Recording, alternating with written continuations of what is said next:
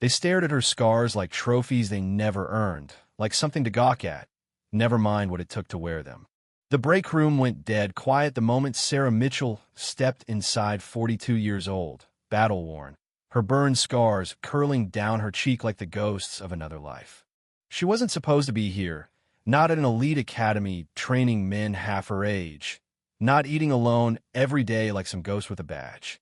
And the worst of it? She knew exactly what they all thought she was, a relic, a reminder of something uncomfortable, maybe even a little bit scary. You know what I mean? Captain Derek Walsh, always ready to entertain his little audience, leaned back and called out, "Hey, Sarah, fire drill again." The room erupted in laughter, sharp and eager. She didn't blink, didn't respond at need to. What they didn't know was why command brought her back after all these years. Why, when they laughed, she sometimes smiled. Because deep down, they didn't have the faintest clue what real sacrifice looked like, and she sure wasn't about to spell it out for them. Walsh liked to play it up, tracing his finger along his own flawless cheek, mocking the path of her scars. "Looks like someone got too close to the grill," he said, making sure everyone heard. Sarah's hands shook a little around her sandwich, but she just stared at her plate. The laughter built louder, hungrier. She set her food down, packed up her things with a quiet, deliberate care, and walked out. Not a word. Yet somehow, her silence carried more weight than any retort, and for a moment, even the youngest instructor's laughter died in his throat. But sometimes, the quietest among us carry the loudest thunder. What would you do if the things you sacrificed for became the target of ridicule? Yeah, that happened. But let me back up a sec, because Sarah's story didn't start in that sterile break room. It started in Montana, in wide open spaces where poverty shaped her backbone and hardship made her stubborn. At 18, she swapped endless horizons for the military, chasing a way out from a future written in food stamps and foreclosure notices. The Army gave her more than a paycheck, it gave her a mission. For 15 years, she climbed a ladder meant to shake her off, facing down discrimination with the same stubborn resolve she brought to every mission. Her call sign was Widow 27, not for drama, but because 27 high-value targets didn't walk away. The scars came later, outside Kandahar. An IED tore her convoy to pieces. 6 teammates gone. She crawled out of the wreckage, face melted, heart shattered, carrying a weight no metal could balance. Among the dead was Marcus Chun, her fiancé, whose ring she still wore under her uniform. The official report called it a miracle. Sarah called it a curse. Those nights, she'd hear Marcus's voice in the flames, and retirement became less of a choice, more a surrender. Now she taught basic marksmanship at a stateside facility, her medals boxed up in storage, her apartment a shrine to simplicity. She drove a beat-up pickup, drilled kids who'd never seen combat on how to breathe and squeeze a trigger. The only hint at her history? A Roman numeral tattoo, XXVI, on her wrist, one she got after her 20th confirmed kill before the numbers stopped matching. Real strength, she decided, doesn't need an audience. Walsh, though, never let up. Scarface. Crispy. Half-Face. He'd toss those nicknames out like he was auditioning for late night, his little crew eager to laugh along. In meetings, he'd fake concern. Are we sure she's fit to handle weapons? Trauma's a tricky thing. HR didn't care. Her supervisor just said, keep your head down, thick skin's part of the job.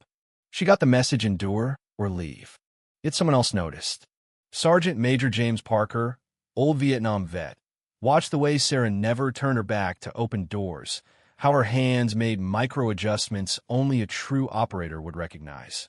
Sometimes, in lectures, tactical jargon slipped out before she caught herself. The students started picking up on it, too. There was something different about Instructor Mitchell. They didn't know what, just different. The breaking point came when Walsh's gang tossed firecrackers behind her by the armory. Instantly, Sarah dropped behind cover, her body moving before her mind caught up. For a second, she was back in Kandahar, the IED roaring in her ears. When the world righted itself, Walsh and his cronies were doubled over, howling. That night, Sarah sat in her apartment, staring at a faded photo. Marcus and the rest of Alpha Team, grinning, alive. She started packing her things. Maybe it was time to disappear for good. But the next morning, everything changed. General Patricia Harrison, sharp-eyed and formidable, showed up for a surprise inspection. Her gaze swept the room and landed on Sarah. Paused, recognizing something others missed.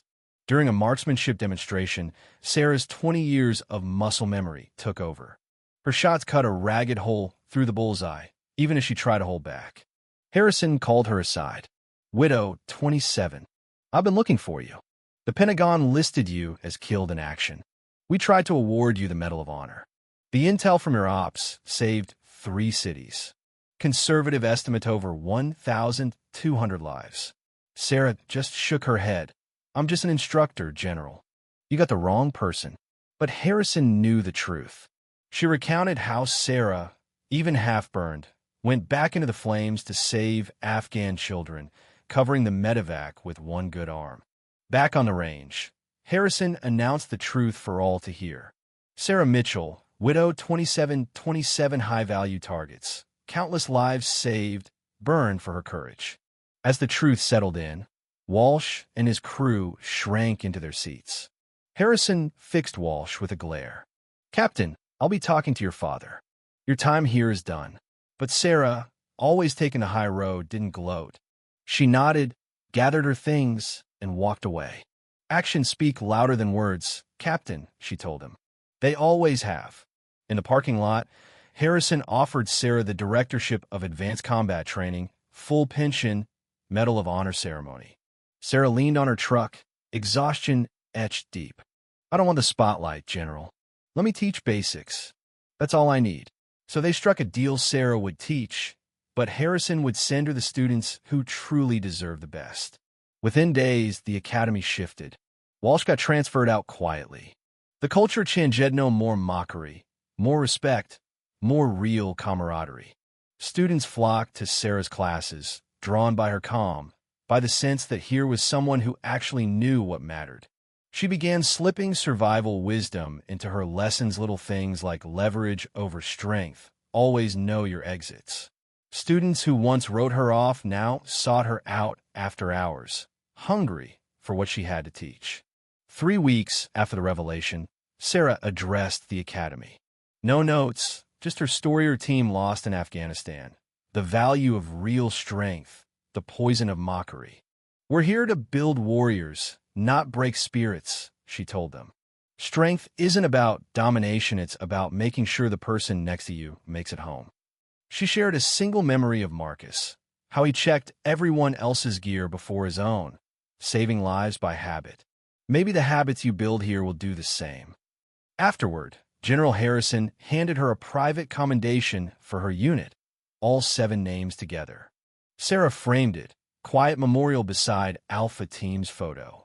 Over the months, her influence rippled out. Dropout rates dropped, scores soared, instructors changed their ways. The director offered Sarah promotions. She declined. Her mission was here. Seasons changed. Sarah kept teaching quietly, efficiently. Recruits like Anna Reeves showed up, nervous, uncertain. Sarah guided them with a few words, steady hands. "The weapon's not your enemy. Think of it as intent made real." The new recruits excelled. Stories started to spread. A scarred instructor who turned rookies into warriors. She got emails from former students.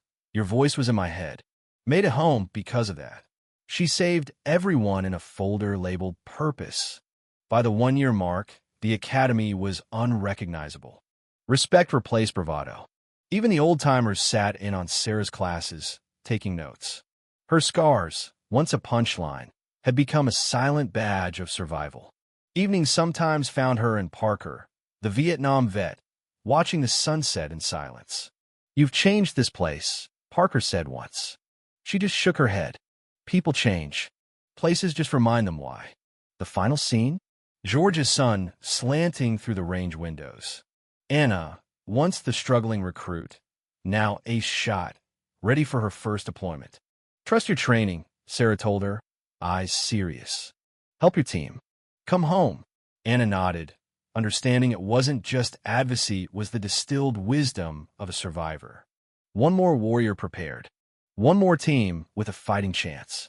And as the memory camera pulls back, you see Sarah at work, quiet, steady, teaching basics, her scars in the afternoon light, Roman numerals on her wrist, passing on the lessons that matter. This is her victory, not headlines, not revenge, but the steady, silent multiplication of real strength. The voiceover lingers. Honor doesn't need an audience. Strength isn't loud. The greatest victories, yeah, sometimes they're the ones no one sees, measured not in medals, but in lives quietly changed. And just maybe the quietest among us carry the loudest thunder. Not in what they say, but in the echoes they leave behind. Where are you watching from? And tell me, what does true honor mean to you? Drop your thoughts below. Let's talk about what really matters.